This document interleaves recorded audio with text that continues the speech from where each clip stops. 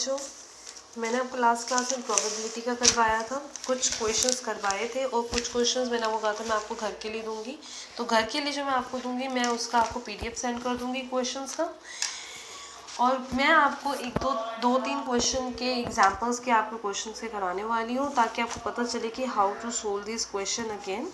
ठीक है, जैसे कि आपके पास क्वेश्चन है, what is the probability of getting even number from throw a dice अगर आप थ्रो करते हैं तो आपको पता है कि आपकी सारे आउटकम, टोटल आउटकम कितने होते हैं, क्या क्या आता है टोटल आउटकम में, या तो 1 आएगा, 2 आएगा, 3 आएगा, 4 आएगा, 5 आएगा या 6 आएगा।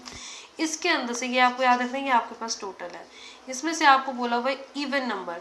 सो what are the even numbers you get from this, 2, 4 और 6। ठीक है, अब आपको प्रोबेबिलिटी ऑफ इवन नंबर निकालनी है, तो सबसे पहले आपको क्या करना है, प्रोबेबिलिटी इवन नंबर की 2, 4, 6 और ये सब तो लिखोगे नहीं, आपको प्रोबेबिलिटी हमेशा निकालनी पड़ती है नंबर से।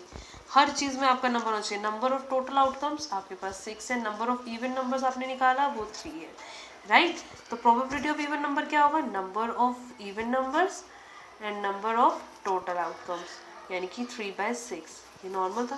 अगर मैं कहूँ कि ऑड नंबर्स क्या होंगे, ऑड नंबर्स आप ऐसे भी कर सकते हो, 1 में से जो इवन माइनस हो गए बचे वो, अदरवाइज आप ऑड का भी वो निकाल सकते हो, 1, 3 और 5, फिर से वो 3 आएगा, 3/2, 3/6 यानी कि 1/2। ठीक है, और जब आप प्रोबेबिलिटी निकालते हो तो याद रखना कि वो आपका सिंगल उसका आता है कि सिंगल चूजिंग का।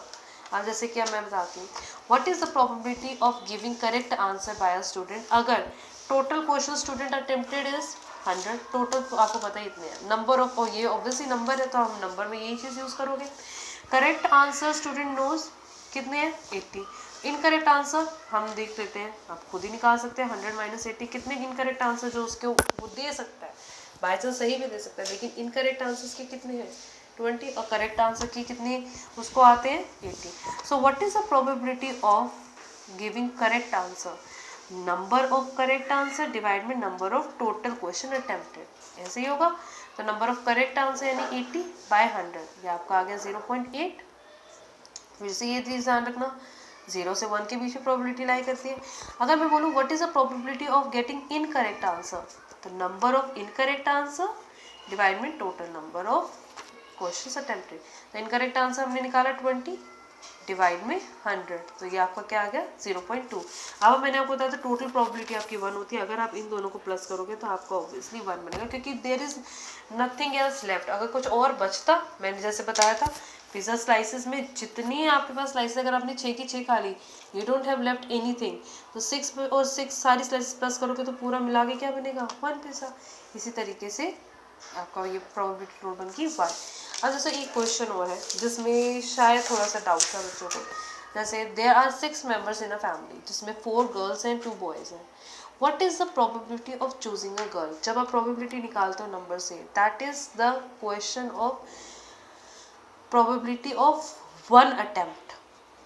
ठीक है, 1 अटेम्प्ट कह दो, फर्स्ट अटेम्प्ट कह लो, या फर्स्ट चूजिंग का कह लो, कि जो 1 टाइम आपने जो चूज करना है, 1 टाइम चूजिंग का। ठीक है, इसी तरीके से फिर अगर मैं ये बोलूँ what is the probability of choosing a girl, probability of choosing a girl, तो क्या होगा, नंबर ऑफ गर्ल डिवाइड में टोटल नंबर ऑफ मेंबर्स।